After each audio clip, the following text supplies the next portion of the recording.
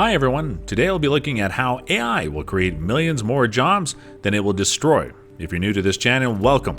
This is Mr. Singularity, where we explore the scientific and technological breakthroughs shaping the future as we know it. Be sure to stick to the end of the video and like, subscribe, and hit that bell notification button so you don't miss any one of our videos. As once a month, we share a community post that's exclusive to our subscribers, giving away some interesting prizes. It's only up for a few hours though, so keep a lookout. And without further ado, let's get into it. Artificial intelligence has advanced so exponentially over the last 3 years that it now appears that barely a month passes by without a newsworthy AI breakthrough. Across fields as vast as voice recognition, medical care, and gaming, we've seen machines outperform humans across impressive ways. It has prompted a debate about how AI can affect jobs. Many believe that it will supplement jobs as AI advances, generating an ever-growing pool of unemployed people who are unable to cope with machines economically. Although understandable, the fear is baseless. Yes, AI will be the world's best job driver ever used. New technology is not new. On the one side, it can be excused for those who expect major work loss from AI. This is easier to see current employment replaced by digital technologies than to consider what future jobs would require the technologies. Yet, revolutionary technical developments, on the other hand, are no modern phenomenon. Technology has been advancing continuously for 250 years, and unemployment in the US has stayed between 5 and 10% for almost all that time, even as revolutionary new technologies such as steam power and electricity came into the scene. Yet you should not look back on oil or even energy. Just look at the URL. Go back 25 years, deep into the mind of the cynical protagonisticers of today. The 1993 to web-based Mosaic had just been released, and it was just a few months old at the term surfing the internet, the most mixed of metaphors.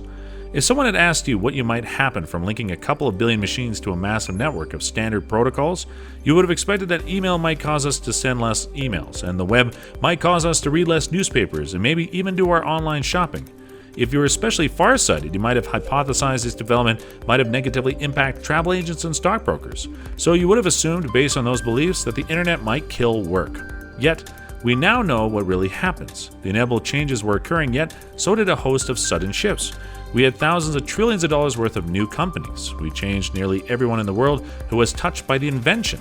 There have been hundreds of new careers emerging, from web designers to computer science to internet marketers. The cost of beginning a company with global scope has plunged, and the expense of connecting with consumers and leads has soared to almost zero. Vast information storehouses were widely made open and used by entrepreneurs across the globe to create new kinds of companies. Yet, we're writing fewer letters and buying less newspapers. Artificial intelligence, the rise.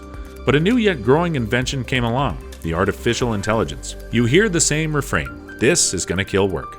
Look at the ATM. If you had to turn at a device that looked like it might replace humans, the ATM could look like a safe bet. It's an automatic teller machine, after all, and still there are more tellers now than before common launches of ATMs. How should that be? Simple, ATMs reduced bank branch opening costs and banks responded by opening more, which meant recruiting more tellers. In this way, AI can build millions of jobs well beyond our conceivable capacities. AI, for example, is becoming expert at language translation, and demand for human translators is skyrocketing. According to the US Bureau of Labor Statistics, why? For what? If the cost of simple translation decreases to almost zero, then the cost of doing business with others who speak other languages will fall. It then emboldens companies to do more business abroad, generating more jobs for human translators. AI can do the basic translations, but the complex kind requires humans. In reality, the BLS predicts faster than average employment growth in many occupations that are expected to affect AI. Accountants, forensic scientists, geological technicians, technical researchers, MRI operators, dietitians, financial experts, software managers, loan officers, medical secretaries, and customer support representatives, to name only a few. In lieu of AI, these fields do not experience employment production, but through it. But much as for the internet, the true work growth will come from areas where our imaginations can't drive us yet. Pessimism parsing. One morning you can remember waking up to the news that technology will kill 47% of jobs. Carl Frey and Michael Osborne's study is a fine piece of research, but their 47% figure has been skewed by readers and journalists. All the writers have simply meant is that certain tasks will be centralized within 47% of jobs, not that 47% of jobs will be destroyed. Frey and Osborne rate occupations by computerization likelihood and offer 65% or higher probability to the following jobs: social science research assistants, atmospheric and space scientists, and pharmacy assistants. How does that mean then? Won't social science professors have work assistants anymore? They would, of course. We are just trying to do new things because a lot of what we are doing now is trying to be streamlined. In 2016, the Intergovernmental Organization for Economic Cooperation and Development released its own report. The study, entitled "The Possibility of Automation for Employment in OECD Countries," uses a separate whole occupations approach and places a 9% share of potentially lost jobs to computerization.